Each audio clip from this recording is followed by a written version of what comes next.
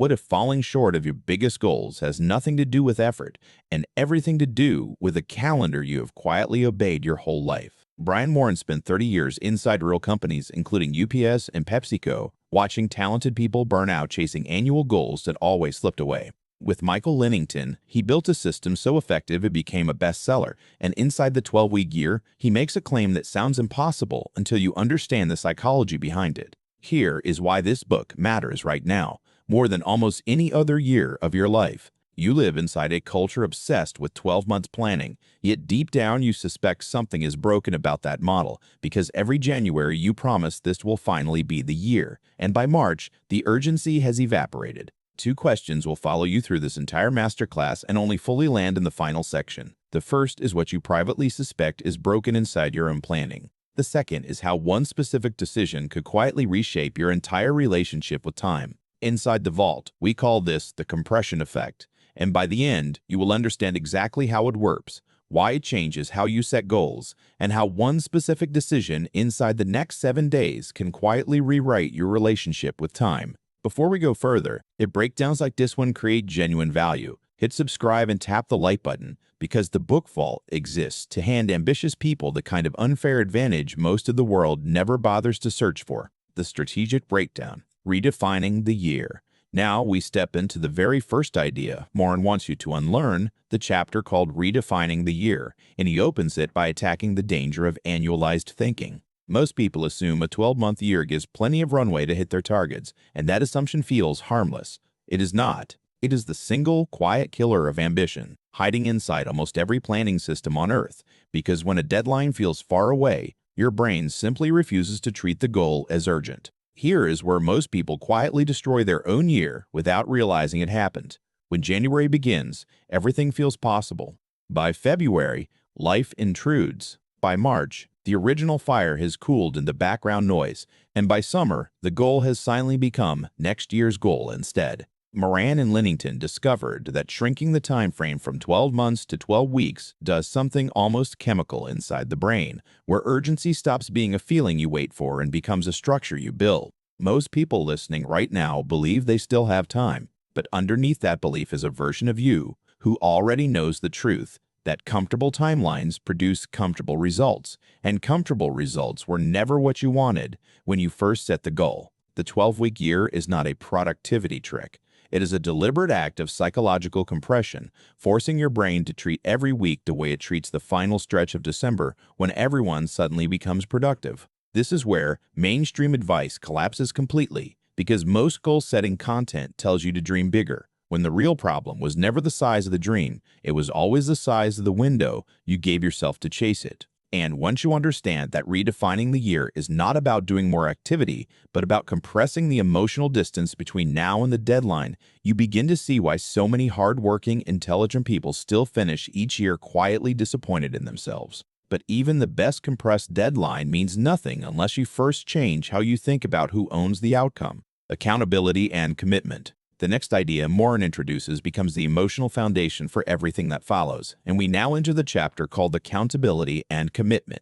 He builds it on 2 words most people think they already understand: accountability and commitment. Real accountability, he argues, is never about blame after something goes wrong. It is a mindset you choose before anything happens at all.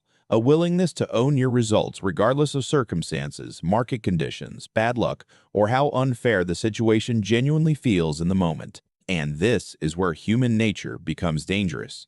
Most people practice what Moran calls accountability in name only, quietly explaining away missed targets with reasonable excuses, while secretly believing they are still committed. The deeper layer most readers miss is that commitment is not a feeling you either have or do not have. It is doing whatever it takes to keep the promises you made to yourself, especially when motivation disappears and no one else would ever notice if you quietly gave up. Late at night, when the noise of the day finally settles, a small voice tends to surface, doesn't it? A voice that quietly asks whether you have actually kept the promises you made to yourself or simply managed the appearance of trying. That question is uncomfortable precisely because it matters. Moran built his framework around the belief that accountability is first a mindset, then an action, meaning the shift always begins internally, long before anyone else can measure the results. That thought feels heavy, almost like an accusation aimed directly at you. But once you sit with it honestly, it becomes something closer to relief because it means the outcome was never actually controlled by your boss, your market, your competitors, or your circumstances. It was always sitting inside decisions only you could make. Inside the vault, we call this the ownership reversal, the exact moment a painful truth quietly transforms into the most empowering realization in the entire book. But ownership means nothing without the daily presence to act on it, and that is where the next chapter turns. Greatness in the moment. We now arrive at the third principle, the chapter called Greatness in the Moment, and it might be the hardest idea in this entire book because it cannot be planned in advance. This principle has nothing to do with talent, motivation, or long-term vision. It lives inside the countless small decisions you make throughout an ordinary day. The moment you choose one more call, the difficult conversation, or sitting back down at the desk after everyone else has gone home. And this next realization is the exact moment everything splits into before and after for most readers of this book. Vision, Moran insists, is genuinely the starting point of all high performance because you create everything twice, first mentally, then physically in the real world. But vision without the discipline of showing up fully inside ordinary, unglamorous moments becomes nothing more than a beautifully written wish, quietly gathering dust somewhere in a notebook nobody opens anymore. Most people think discipline means grinding harder and longer than everyone else. In reality, greatness in the moment is quieter and far more demanding. The willingness to give full presence to whatever task sits in front of you, even when it feels small, tedious, or disconnected from the bigger dream. This is why so many talented people with impressive 5-year visions still fail to execute a single meaningful week. Greatness was never required at the finish line. It was required today. If you leave with nothing else from this video, let it be this single distinction because it quietly separates everyone who eventually succeeds from everyone who simply keeps talking about success. And this is exactly the moment where everything you have heard so far in this masterclass finally connects into something you can actually use, because a compelling vision without daily presence produces nothing, while daily presence without a compelling vision produces motion that never actually arrives anywhere meaningful. The most emotionally charged truth in this entire framework is simple and slightly uncomfortable to hear out loud. You already know exactly which moments today you quietly chose comfort over greatness. And the gap between the life you are currently living and the life you privately believe you deserve was never mysterious. It was built one avoided moment at a time, and it can be rebuilt the exact same way, starting with the very next decision sitting in front of you right now. But presence without a plan is just good intentions, and the next chapter reveals the exact structure that turns intention into execution. The power of the plan. Now we move deeper into the operating system itself, into the chapter called The Power of the Plan, the discipline Moran uses to turn vision into something you can actually execute on a Tuesday morning. A 12-week plan forces you to translate your vision into specific goals, priorities, and weekly tactics, replacing vague ambition with concrete action. This next idea is the reason this book has stayed relevant inside serious business circles for years, long after most productivity trends have quietly faded away. But this is where most people destroy their own planning process before it ever really begins. They confuse activity with strategy, filling your calendar with tasks that feel productive while quietly avoiding the handful of actions that would actually move the vision forward. Moran's system demands brutal prioritization instead, narrowing your 12-week goals down to only the tactics with real leverage, because trying to be great at everything simultaneously is precisely how ambitious people end up mediocre at almost everything they attempt. In an interview on the L3 Leadership Podcast with Doug Smith, Moran offered a line that captures the entire philosophy in a single sentence, explaining that the 12-week year is fundamentally about being great at a few things rather than mediocre at a lot of things. That distinction sounds obvious until you examine your own calendar honestly and notice exactly how much of your time each week quietly gets consumed by tasks that were never truly essential to the outcome you claim to want. Most people listening right now believe their calendar reflects their priorities. It rarely does. Your calendar reflects whatever demanded your attention loudest, not whatever mattered most. And Moran's planning discipline exists to close that gap, forcing every week to answer directly to the 12-week goal instead of drifting toward whatever felt urgent. What comes next connects everything you have heard so far into something you can actually use, because a plan without controls quietly collapses once life gets busy again. Process controls and the scoreboard. We now enter the chapter called Process Controls and the Scoreboard, the discipline that most ambitious people secretly resist. And the moment you understand why it matters, everything about your relationship with willpower quietly changes. Relying on motivation alone was never a strategy, it was simply a hope. And Moran insists that lasting execution requires tools and systems strong enough to keep you moving forward on the days when motivation has completely disappeared without warning. And what I'm about to tell you is the part of this book that most people never even reach because they abandon the system right around the discipline of measurement. Moran divides feedback into lead indicators, the actions predicting future results, and lag indicators, the outcomes you already cannot change. Measurement, in his words, is your touchstone with reality, and a weekly scorecard becomes the single tool that prevents ambitious people from quietly lying to themselves about how the week actually went. The Vault perspective on this is different from almost every mainstream productivity channel discussing this same idea. We believe the scoreboard is not really about tracking numbers at all. It is about removing the comfortable fog most people live inside, where effort feels like progress even when the results say otherwise. Most people avoid honest measurement precisely because it threatens the story they privately tell themselves about how hard they have supposedly been working this entire time. Most summaries skip this entirely. We will not, because the terrifying part is that most people never notice this exact pattern happening to them week after week. They feel busy, exhausted, and virtuous, while their actual weekly score sits somewhere below 50%, quietly revealing a gap between perceived effort and real execution. Once you start measuring honestly, comfortable excuses become almost impossible to maintain, and that discomfort, uncomfortable as it feels, is precisely the mechanism that finally produces results. Most people believe accountability means someone watching over their shoulder, waiting to catch them failing. That version feels heavy, almost like punishment. But the Vault perspective flips this completely, because a scoreboard you check honestly every single week becomes proof of respect for your own future, not evidence of distrust. It transforms measurement from something you fear into something you actually crave, because clarity, even uncomfortable clarity, always feels better than a comfortable fog you can never quite escape. But even the most disciplined scoreboard eventually hits the wall of time itself, time use, in the 13th week. We now enter the final chapter of the strategic breakdown, the chapter called Time Use in the 13th Week.